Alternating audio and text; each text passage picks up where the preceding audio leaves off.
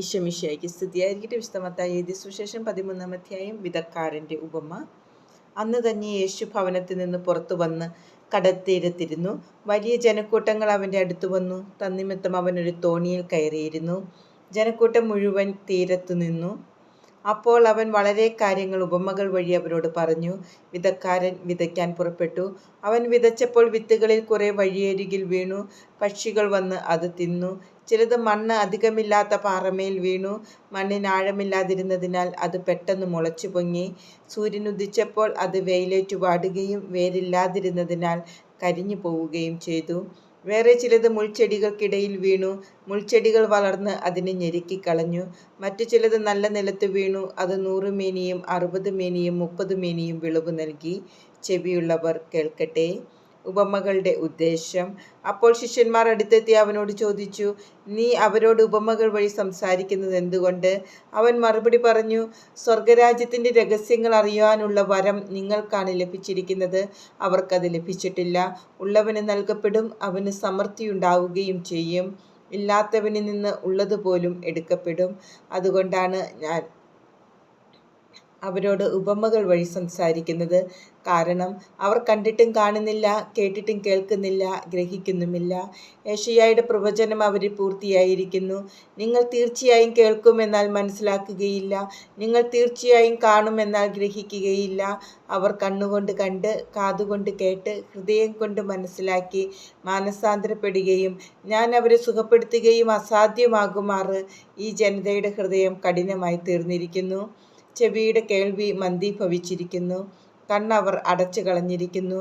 നിങ്ങളുടെ കണ്ണുകൾ ഭാഗ്യമുള്ളവ, എന്തെന്നാൽ അവ കാണുന്നു. നിങ്ങളുടെ കാതുകൾ ഭാഗ്യമുള്ളവ, എന്തെന്നാൽ അവ കേൾക്കുന്നു. സത്യമായി ഞാൻ നിങ്ങളോട് പറയുന്നു, അനേകം പ്രവാചകന്മാരും നീതിമാന്മാരും നിങ്ങൾ കാണുന്നവ കാണാൻ ആഗ്രഹിച്ചു, എങ്കിലും കണ്ടില്ല. നിങ്ങൾ കേൾക്കുന്നവ കേൾക്കാൻ ആഗ്രഹിച്ചു, എങ്കിലും കേട്ടില്ല. വിതക്കാരൻ്റെ ഉപമ വിശദീകരിക്കുന്നു. അതിനാൽ വിതക്കാരൻ്റെ ഉപമ നിങ്ങൾ കേട്ടുകൊള്ളുവിൻ. രാജ്യത്തിൻ്റെ വചനം കേട്ടിട്ട് മനസ്സിലാകാതിരിക്കുന്നവനിൽ നിന്ന് അവൻ്റെ ഹൃദയത്തിൽ വിതയ്ക്കപ്പെട്ടത് ദുഷ്ടൻ വന്ന് അപഹരിക്കുന്നു. ഇതാണ് വഴിയരികിൽ വീണ വിത്ത്.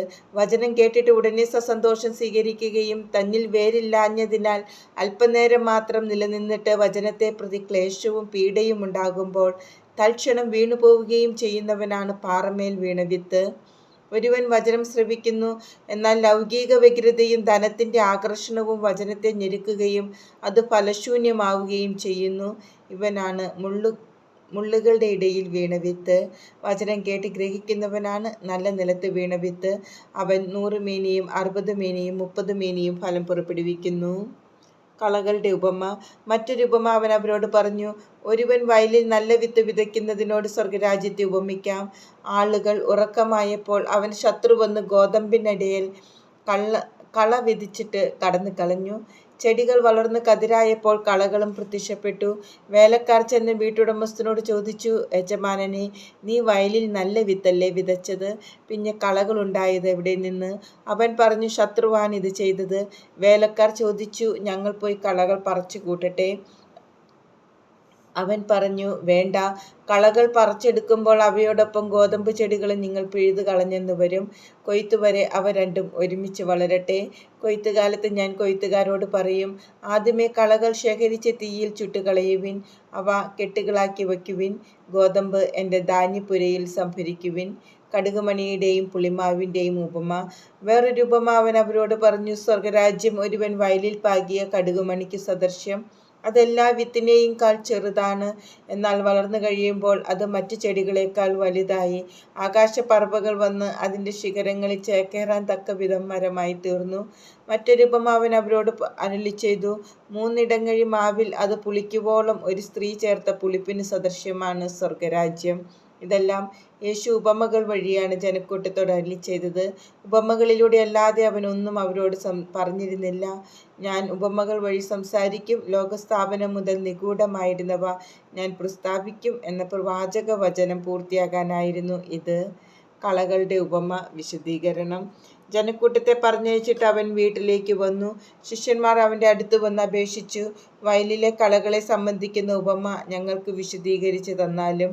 അവൻ ഉത്തരം പറഞ്ഞു, നല്ല വിത്ത് വിതയ്ക്കുന്നവൻ മനുഷ്യപുത്രനാണ്, വയൽ ലോകവും. നല്ല വിത്ത് രാജ്യത്തിൻ്റെ പുത്രന്മാരും കളകൾ ദുഷ്ടൻ്റെ പുത്രന്മാരുമാണ്. അവ വിതച്ച ശത്രു പിശാചാണ്.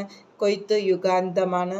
കൊയ്ത്തുകാർ ദൈവദൂതന്മാരും കളകൾ ശേഖരിച്ച് അഗ്നിക്കിരയാക്കുന്നതെങ്ങനെയോ അങ്ങനെ തന്നെ യുഗാന്തത്തിലും സംഭവിക്കും.